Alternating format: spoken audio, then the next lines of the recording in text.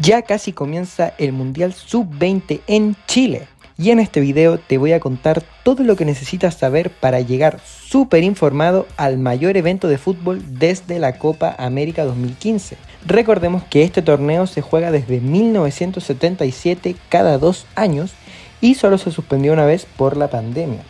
Argentina es la reina de la categoría con 6 títulos, mientras que Brasil le sigue de cerca con 5, el último en 2011. El último torneo se jugó en 2023 y fue para Uruguay, que ganó su primer Mundial Sub-20, aunque esta vez no se clasificó. Y si hablamos de los últimos campeones, además de Uruguay, están Ucrania, Inglaterra y Serbia. Bueno, Chile ha jugado 6 mundiales sub-20 y ha sido organizador una vez. Esta sería su segunda. La primera vez fue en el año 1987, cuando quedó en 4ª posición, siendo su primer mundial en la categoría. Chile también jugó en el 95 y en el 2001, quedando fuera en fase de grupos, y en los mundiales de 2005 llegó a octavos de final y en 2013 llegó a cuartos de final. El mejor mundial de la historia de la categoría fue en el año 2007. Donde jugaron figuras como Arturo Vidal, Gary Medel, Alexis Sánchez y Mauricio Isla. Y ese mundial fue la semilla de lo que sería después la generación dorada y la obtención de las 2 Copas Américas, la llegada a octavos de final del mundial, etc. Bueno, Chile en el año 2007 llegó hasta las semifinales y fue eliminado por Argentina en un robo tremendo del árbitro Wolfgang Stark, que le sacó 7 tarjetas a los chilenos, 2 rojas, la primera de ellas directa a Gary Medel, bastante debatible, y cobró cerca de 30 faltas en contra de Chile, todas estas auspiciadas por los piscinazos de los argentinos, que empezaron a jugar con la desesperación de los chilenos. Bueno, finalmente Chile quedó tercero en ese mundial luego de vencer a Austria por 1-0 en el partido por el tercer lugar. Volvemos al año 2025, donde en esta nueva versión del Mundial Sub-20 se jugará en 4 estadios, ubicados todos en la zona central del país. Primero, el Estadio Nacional de Santiago, con capacidad para 48.000 espectadores y que será sede también de la final. Ha tenido obras importantes, que se destaca el cambio de césped a un césped híbrido para la celebración del Mundial, además de la remodelación de camarines, zonas de prensa, etc. También está el Estadio Elías Figueroa Brander de Valparaíso, con capacidad para cerca de 20.000 personas y en donde se gastaron 3.000 millones de pesos en reparaciones, modificaciones para el Mundial, que también incluyen mejoras en 4 camarines con sus respectivos mobiliarios, tales como bancas y lockers, piscinas de crioterapia, superficies antideslizantes de tránsito de deportistas entre camarines y campo de juego, modificación de zonas mixtas para periodistas, servicios higiénicos para público y deportistas, tribunas preferenciales, etc. El tercer estadio es el Teniente de Rancagua, con capacidad para 13.000 espectadores y que cambió de nombre a Estadio Codelco El Teniente. Aquí también se hicieron reparaciones, claro que fueron obra de Codelco, no del Estado como tal, no del Instituto Nacional del Deporte como tal. Se hicieron reparaciones durante este año, entre ellas el cambio de la pista atlética y sumados al cambio de luminarias en el estadio, que ahora se alinean con las exigencias de la FIFA. Y el último estadio es el Estadio Fiscal de Talca, con capacidad para 16.000 espectadores. También remodelarse algunas instalaciones que incluirán el cambio de nombre, que aún no se hace 100% oficial. Los trabajos que hubieron en el estadio contemplaron la reconstrucción de la pista atlética, ampliación de las graderías en bajo marquesina, nueva iluminación, mejoramiento de dependencias internas, mejoramiento de accesos, de baños, de camarines y también una nueva cancha, pero de pasto natural. Bueno, en resumen, los 4 estadios están del máximo nivel para la realización del Mundial en óptimas condiciones. Ahora veremos los equipos clasificados al torneo y los respectivos grupos en el que se ordenarán. Partimos por el grupo A, donde está Chile, que es el local, Nueva Zelanda, campeón de Oceanía, Egipto, semifinalista de la Copa Africana, y Japón, semifinalista de la Copa Asiática.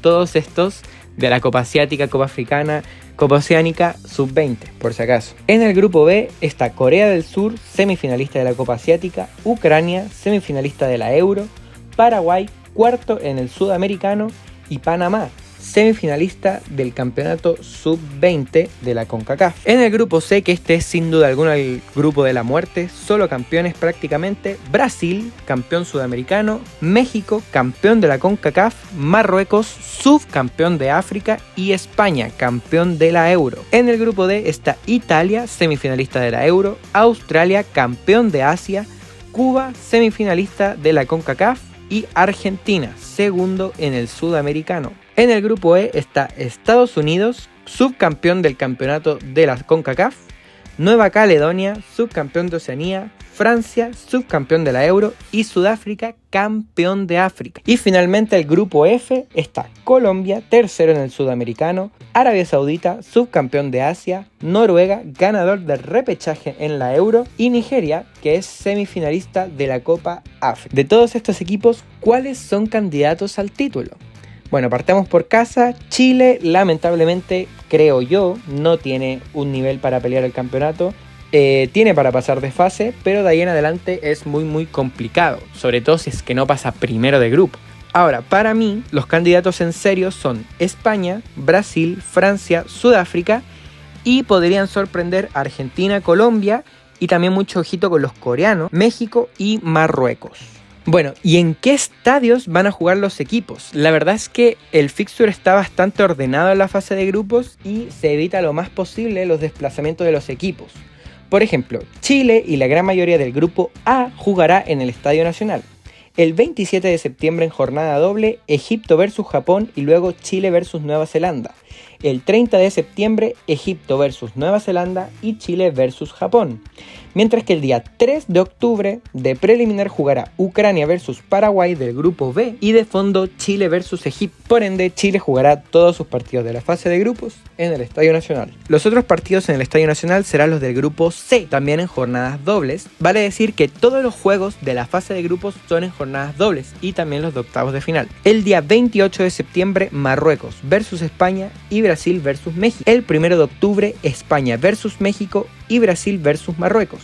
Y el día 4 de octubre, de preliminar, España versus Brasil y de fondo del grupo D, Australia versus Cuba. El Estadio Nacional además recibirá el 8 de octubre en jornada doble 2 partidos de octavos de final, el 11 de octubre recibe un partido de cuartos de final, el 15 de octubre una semifinal y los días 18 y 19 de octubre los partidos del tercer lugar y la gran final. El Estadio Nacional, como era de esperarse, será el epicentro del Mundial. Vamos ahora con el Estadio Elías Figueroa, que recibirá mayoritariamente los partidos del grupo B y D. El día 27 los partidos de Corea del Sur versus Ucrania y de Paraguay versus Panamá. El día 28 los partidos de Italia versus Australia y de Cuba versus Argentina. El día 30 Panamá versus Ucrania y Corea del Sur versus Paraguay. El 1 de octubre, Italia versus Cuba y Argentina versus Australia. El 3 de octubre, Panamá versus Corea del Sur y Nueva Zelanda versus Japón del grupo A, que ese partido es importante para Chile. Mientras que el día 4 de octubre, Argentina versus Italia y México versus Marruecos. El día 7 de octubre recibe 2 llaves de octavos de final, el día 12 de octubre recibe un partido de cuartos de final y será sede de una de las semifinales el día 15 de octubre. Ahora, ojo amigos de Rancagua, el Estadio del Teniente recibirá mayoritariamente partidos del grupo E. Francia versus Sudáfrica y Estados Unidos versus Nueva Caledonia el 29 de septiembre, Estados Unidos versus Francia y Sudáfrica versus Nueva Caledonia el 2 de octubre, Sudáfrica versus Estados Unidos y Noruega versus Arabia Saudita del grupo F el día 5 de octubre. Además, albergará 2 partidos de octavos de final el día 9 y 1 de cuartos de final el día 12. Y finalmente el Estadio Fiscal de Talca recibirá los partidos del grupo F.